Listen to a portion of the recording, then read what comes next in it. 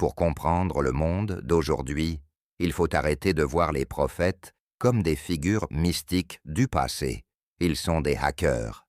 Ils arrivent avec un contre-logiciel, le Tawhid, pour désinstaller le système d'exploitation de la pyramide, qui repose sur la peur et la hiérarchie sociale. Le conservatisme, le verrou du système. L'élite n'utilise pas la tradition par conviction, mais comme un pare-feu. Le culte des ancêtres est une stratégie de paralysie mentale. Si vous suivez aveuglément les traces du passé, vous ne contestez jamais la direction que prennent les chefs d'aujourd'hui. Sourate Az-Zukhruf 43, verset 23. Et c'est ainsi que nous n'avons pas envoyé avant toi de présageurs vers une cité, sans que ces notables n'aient dit « Nous avons trouvé nos ancêtres sur une religion, et nous suivons leurs traces. » Le système préfère une erreur ancienne à une vérité nouvelle, parce que l'erreur ancienne garantit leurs privilèges. Il fige la pensée dans le passé pour que personne n'utilise sa raison, pour exiger sa liberté ici et maintenant.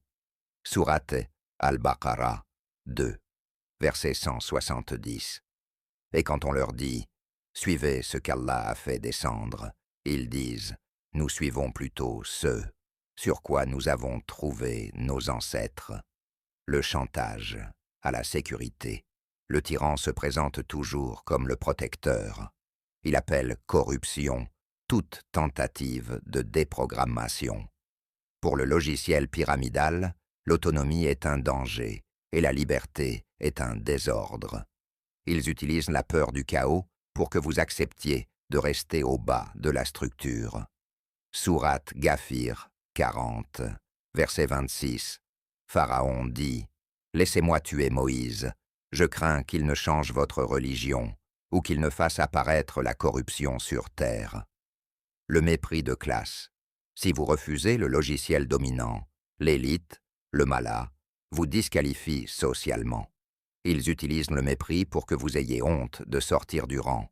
Leur but est de réserver la légitimité à une caste, alors que le Tawhid la rend à chaque individu. Sourate Hud 11, verset 27.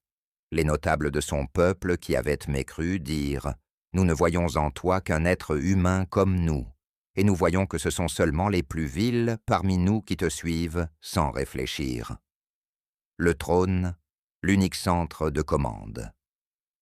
Le trône, à l'arche, est le point de terminaison de toute autorité.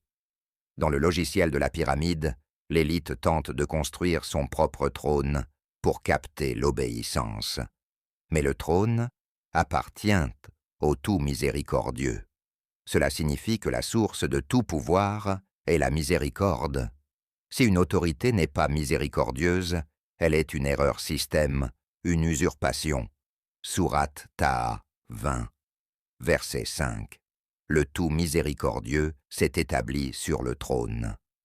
Reconnaître la seigneurie du trône, c'est déclarer que l'élite au sommet n'a aucun droit de propriété sur votre corps ou votre esprit. C'est débrancher la légitimité des petits trônes humains. Sourate Al-Mu'minun 23, verset 116. Que soit exalté Allah, le vrai souverain. Pas de divinité en dehors de lui, le Seigneur du trône, sublime. Les 99 noms, le pare-feu contre l'usurpation.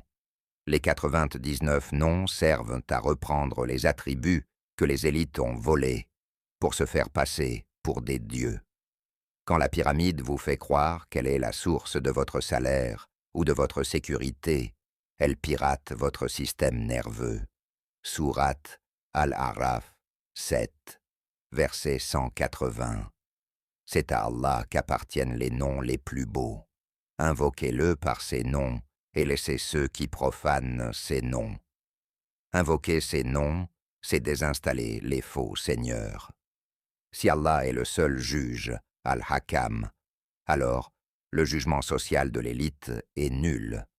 Si Allah est le seul riche, Al-Ghani, alors l'argent de Qarun n'est qu'une illusion. C'est une décentralisation totale du pouvoir. Sourate Al-Hashr 59, verset 24. C'est lui Allah, le Créateur, celui qui donne un commencement à toute chose, celui qui façonne. À lui appartiennent les noms les plus beaux. Les prophètes sont venus briser le monopole des élites sur la vérité et le pouvoir. Ils ont apporté les outils pour court-circuiter le système, sortir du conservatisme, refuser le mépris social et comprendre qu'aucun homme n'est assis sur le trône. C'est ça le tawhid.